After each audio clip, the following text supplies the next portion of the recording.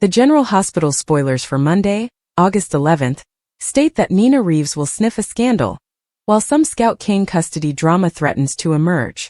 Vaughn and Jocelyn Jack's resort search will also begin, so there will be a lot going on in Monday's exciting GH episode. At the Quartermain estate, Jason Morgan will wonder why Anna Devane has changed her mind so dramatically. Anna has changed her mind and now wants Jason to track down Britt, so he will fight for the whole truth. Anna may refrain from confessing about Jocelyn's WSB position and present assignment because she risks being convicted of treason. However, Anna may admit to gathering information about Dalmatia and understanding it is where Jason should be seeking. Jason will eventually realize he needs to visit the Five Poppies resort, where Vaughn and Jocelyn have just arrived for their faux honeymoon. Although Britt Westbourne is standing right opposite from Jocelyn, Pascal may send her to the lab before Joss can see her face. Back in Port Charles, Nina will go on a fishing expedition into Ava Jerome's love life. Although Nina is concerned that Cody Bell's track record may lead to a scandal, Ava is certain that she is in control here. Tracy Quartermain will be disappointed with Cody for his Ava dalliance. Tracy will lecture Cody, so will he keep his Ava seduction efforts a secret or inform her? Carly Spencer may reassure Jack Brennan after he makes an admission. The GH writers will dress it up as if Brennan is going to reveal something important, but it will most likely be trivial in the grand scheme of things. Brennan is not going to tell Carly about his decision to recruit Jocelyn for the WSB, or that her daughter is lying about her current location. Meanwhile, Alexis Davis will have the impression that Molly Lansing Davis supports Drew's DC. Molly may recognize the difficulty of the issue. As much as Drew would be relieved to be out of town, Scout would find it difficult to be separated from her family in PC. Alexis hopes Monica Quartermain can persuade Drew to reconsider his mind, but what if he refuses? That could lead to Alexis taking more drastic actions, as she will discuss a legal strategy on Monday's show.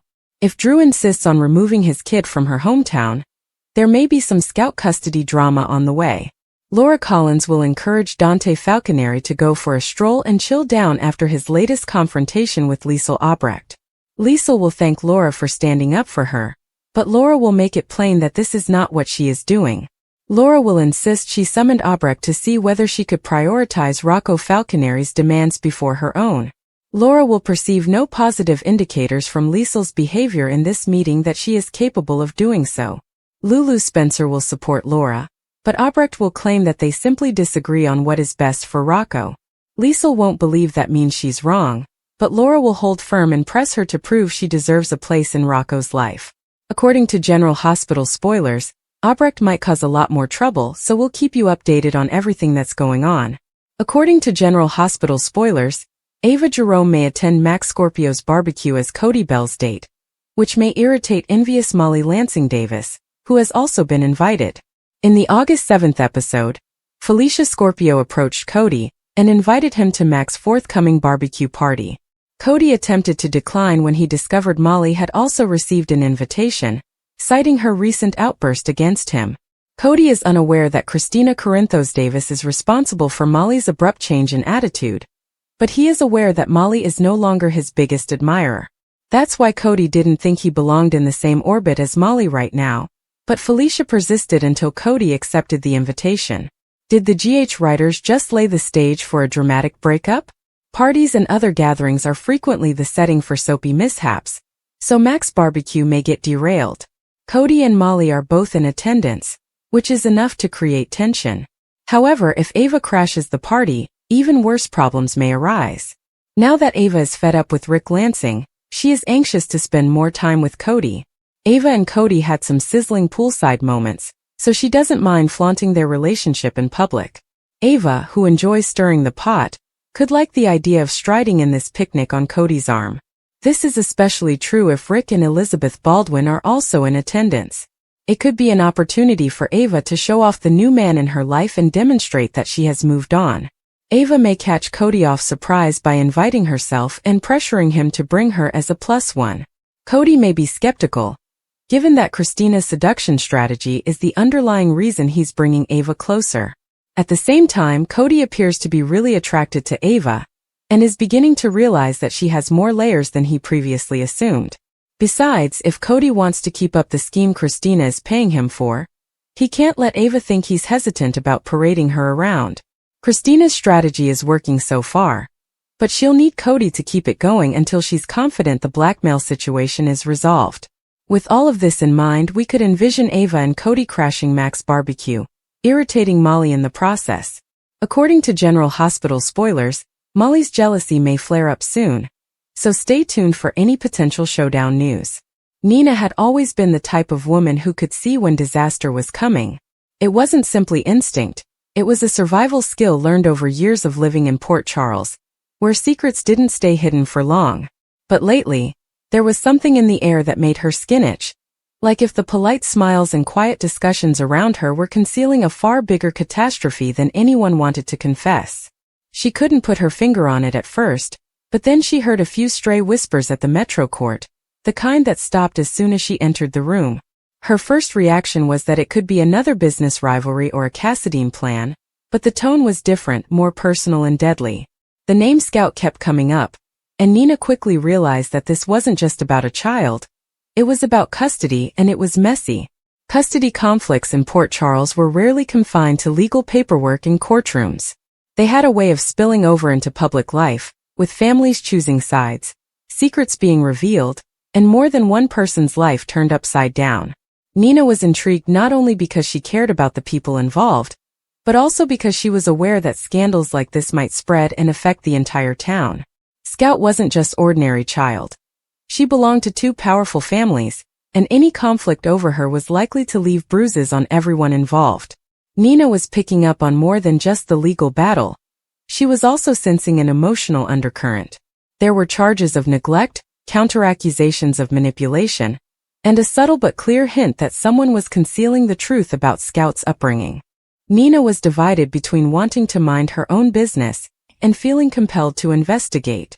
She was aware of how ugly these disputes sometimes become, especially when there were whispers that one spouse was attempting to cut the other parent completely out of a child's life.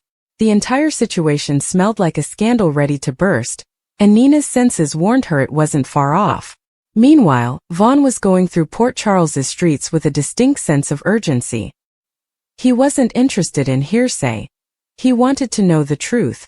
Vaughn had an aptitude for identifying people, honed over years of conducting investigative work on the legal side of things. He had a job now, one that had fallen into his lap because Jocelyn needed someone she could rely on. Someone who wouldn't blink when the trail became perilous. Jocelyn had been restless for days, and when she finally reached out to Vaughn, it wasn't with casual conversation or niceties, but with a name, a location, and a request that carried more weight than she cared to acknowledge. They were looking for someone, and this wasn't a casual search. Jocelyn's energy was all sharp edges, her head racing and her patience fraying. She didn't say much at first, but Vaughn knew it was personal. Jocelyn wasn't the sort to embark on a quest without a strong cause, and whatever reason she had kept her awake at night. She held herself with determination, but Vaughn could sense the dread beneath it, the fear that they were already late. They began with sketchy leads, half-remembered sightings, fragments of overheard conversation, and names that could have been aliases. Vaughn knew how to work with less, and he knew Jocelyn had her own methods for encouraging people to communicate. They made an incongruous partnership, with his quiet, methodical approach and her forceful, often reckless search for answers. They began working separately, but it immediately became evident that their efforts were more effective when joined. Jocelyn could open doors that Vaughn couldn't, while Vaughn could see traps Jocelyn might have stepped into. As they dug deeper, the search began to intersect with Nina's modest probe into the Scout custody dispute. At first, it appeared to be a coincidence, two different circumstances taking place in the same town. But then little threads began to join. One of Vaughn's leads indicated seeing someone with a man embroiled in a custody issue. Another lead pointed to a storage container that, according to records, was rented under a name associated with Scout's case. It was the type of overlap that could not be overlooked. Jocelyn quickly made the link. If this is about Scout, she told Vaughn one evening as they sorted through a stack of printed data, then this isn't simply a missing person case. Vaughn did not disagree. He'd seen situations like this before. Individuals disappearing not because they wanted to, but because they were fleeing a secret that had the potential to destroy everything. Nina, for her part, began to gather her own evidence. She'd learned long ago that folks in Port Charles misjudged her because they assumed she was just being social. A lunch invitation here, a casual talk there, and she soon had enough puzzle pieces to grasp the overall picture. Someone had been moving behind the scenes in the custody battle, potentially using unlawful methods to gain an advantage. And whoever it was had connections with the persons Jocelyn and Vaughn were looking for. The tension in town began to rise as these threads began to entwine. Jocelyn saw individuals become defensive when she asked questions, and Vaughn got the uneasy feeling they were being followed more than once. Nina began to receive subtle warnings from some who believed she was getting too close. She'd lived in Port Charles long enough to understand what the warnings meant. Stop digging or face the consequences. However, it only strengthened her resolve. The true turning point occurred when Vaughn gained access to a security camera feed from a small dock outside town. He and Jocelyn spent hours poring over the footage until they came upon something that made them both stop. A man, who Vaughn recognized from the custody case, was loading boxes onto a tiny boat. The date indicated that this occurred only a few days after Scout's case became public. It was a picture that could imply a variety of things, but in Vaughn's experience, it usually indicated that someone was shifting evidence or preparing to flee. When they took what they had to Nina, she didn't hesitate to tell them what she had discovered. They compared notes, cross-checked names, and recognized they were dealing with a coordinated attempt to conceal the truth. The custody dispute was about more than just parental rights. It was also about keeping crucial information out of the courtroom. And the person at the center of it had resources, supporters, and the courage to cross borders that most people would not. Jocelyn felt a wave of frustration, but also a stronger feeling of purpose. She had started this hunt for personal reasons, but now she realized the stakes were higher. Vaughn, for all of his placid professionalism, appeared more dreadful than she had ever seen him. He understood that exposing the truth would put them in danger. Nina, on the other hand, appeared to be energized. This was the type of conflict she thrived at. Over the next 2 days they worked almost non-stop, chasing leads, intercepting calls, and piecing together timelines. Each insight got them closer to understanding how the custody battle, the missing individual, and the hidden evidence interacted. It also got them closer to the mastermind behind it all, a figure who appeared to keep one step ahead no matter how hard they pushed. The pressure was rising. Nina began to notice odd cars parked near her building. Jocelyn received an unknown SMS advising her to back off. Vaughn found his flat door unlocked one evening, but nothing appeared to have been taken. It was evident that they were being watched, and whomever was doing it was eager to scare them into quiet. But at Port Charles, intimidation frequently had the opposite effect. Nina upped her efforts, relying on her legal contacts. Vaughn utilized his ties in law enforcement to surreptitiously seek records. Jocelyn, ever brave, persisted in her inquiries, even if it meant confronting those who clearly did not want to answer. The breakthrough occurred unexpectedly. Vaughn traced a payment from a shell firm related to the custody dispute to a private investigator with a reputation for making people disappear. The same investigator was seen near the marina on the night the boxes were loaded onto the boat. That was enough for Nina to request a favor, and they received confirmation within hours. The boxes contained documents and recordings that would jeopardize one party's prospects of obtaining custody. They were all aware that they had made a dangerous discovery. Whoever they were up against had already demonstrated their ability to manipulate the system and control the narrative. But now Nina, Vaughn, and Jocelyn had the truth in their hands, and they weren't going to let it go. The true challenge would be getting it to the proper people without losing it or themselves in the process.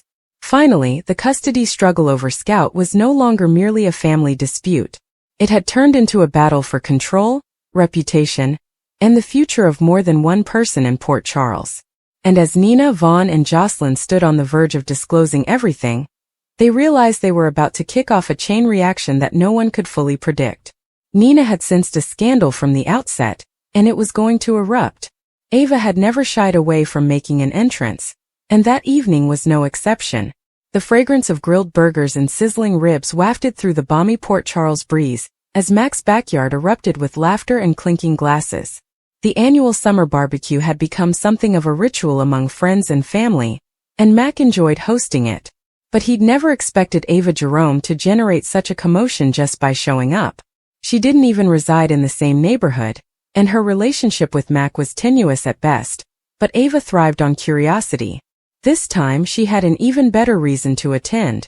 She was Cody's date. She didn't enter timidly. Ava entered the garden in a sundress that blended elegance and menace, her fingers delicately stroking Cody's arm, a subtle but evident claim to territory. Conversations slowed. Several heads turned. Ava lapped up the adoration like sunshine. She wasn't come to cause trouble, not explicitly anyhow, but Ava's idea of fun frequently veered perilously near to disorder. Cody, for his part, appeared amused and suspicious. He knew Ava had a penchant for stirring pots that didn't need stirring, but he'd recently discovered her enticing company. Molly Lansing Davis noticed them on the drinks table. Her small smile wavered as she tightened her grip on her lemonade. Molly wasn't the kind to have loud public meltdowns, but she didn't handle jealousy well. Seeing Ava with Cody triggered a tight, twisting feeling in her chest that she didn't want to admit. She'd been convincing herself for weeks that Cody's easy charm and rough-around-the-edges comedy were nothing special, just another diversion in a town already rife with troubled relationships. But when she watched Ava lean down to whisper something in his ear, Molly's pulse quickened. Mac, oblivious to the approaching storm, was cooking burgers and calling over to Felicia to bring out more plates. Felicia sensed the tension before he did. Her gaze moved from Molly to Ava, and she moaned under her breath. Even a simple barbecue in Port Charles was fraught with emotional conflict. Felicia had learned long ago that pretending not to notice generally resulted in more harm than good, so she braced herself for whatever spectacle might unfold. Cody led Ava to the long picnic table, where a few others were already seated. Spinelli lifted his brows and nodded politely. Dante, who had been nursing a beer nearby, gave Cody a look that was equal parts questioning and warning. Cody, unfazed, tapped Dante on the shoulder and introduced Ava as if she were the guest of honor. Ava laughed in that smooth musical way that made Cody's every remark sound adorable enough to be immortalized. Molly couldn't take it anymore. She went forward, attempting to appear casual, but her comments came over sharper than she intended. "Well, isn't this unexpected?" she replied, looking between Ava and Cody. Ava's smile widened, but her eyes narrowed just slightly, indicating that she understood Molly's tone for what it was. "Life is full of surprises," Ava said, her tone oozing with mischievous indifference. She returned her attention to Cody, tenderly touching his forearm once again. "And some are worth showing up for." Cody, sensing the tension but not wanting to get caught in the middle, switched the discussion to something safer. "Mac, these burgers smell incredible," he called across the yard, but Mac remained concentrated on the grill. Molly and Ava were now embroiled in an unspoken challenge. The next several minutes were spent in a ballet of subtle insults and veiled comments. Molly inquired about Ava's latest art project, with just enough doubt to make the question sting. Ava responded by mentioning how much fun she and Cody had been having recently, her tone sugary sweet. People surrounding them pretended not to notice, but the undercurrent was too strong to ignore. Felicia approached them tray in hand, as if her presence could serve as a peace pact. "Why don't we all sit and eat before the food goes cold?" she proposed. Molly agreed, but her gaze kept going to Ava. Every time Cody chuckled at something Ava said, Molly felt a knot in her gut form. She despised herself for feeling this way. It wasn't like Cody belonged to her. Still, she couldn't avoid the feeling that Ava's presence was more than simply about Cody. It was about agitating her. Dinner continued, the clinking of cutlery and bursts of talk doing little to conceal the silent combat taking place across the table. Ava was a master at regulating her expressions, letting her laughs out at just the appropriate times and leaning just far enough toward Cody to hold Molly's attention. Cody, despite his best efforts, refused to back down. Whether or not he saw Molly's emotions, he appeared to be having fun. Eventually, Mac joined them at the table, unaware of the emotional sparks blazing. "Hope everyone's hungry, there's more on the grill," he remarked pleasantly. Ava thanked him heartily and complimented his meal as if they had been friends for years. Molly clenched her jaw. She tried to divert herself by conversing with Christina, who had recently arrived with a dish of potato salad. Even as she laughed along with Christina's jokes, Molly's ears were drawn to Ava's voice. That silky, methodical tone echoed across the table, permeating every aspect of Molly's awareness. It was frustrating.